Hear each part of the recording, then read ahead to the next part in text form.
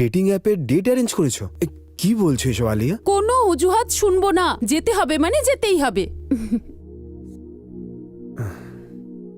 Dating অ্যাপে date fix করেছো? Sir, আপনি কতদিন আলিয়ার থেকে নিজের পরিচয়টা লুকিয়ে রাখবেন? আপনাকে একদিন না একদিন তো বলতেই হবে যে আপনি সিংহানিয়া গ্রুপের মালিক আর আলিয়া এই সব কিছুর উত্তরাধিকারী। মিস দালাল এখনো সঠিক সময় আসেনি। আপনি তো জানেন আলিয়া জন্মের সময়ের কিছুক্ষণ বাদেই ওর মা ওকে ছেড়ে চলে যায়, কিন্তু ওর একটা শেষ ইচ্ছে ছিল আলিয়া যেন আমার এই সত্যি না জানতে পারে, যতক্ষণ না ও একজন ভালো মানুষ আর নর্মাল লাইফ লিড করতে পারছে। যখনই সঠিক সময় আসবে আমি ওকে সব সত্যি বলে দেব। স্যার, এই নিন fire red diamond, just like fire Phoenix. কাল আপনি ডেটে এই গিফটটা নিয়ে যাবেন। বিউটিফুল। ইয়েস ম্যাম, আপনি আমাকে ডেকেছিলেন?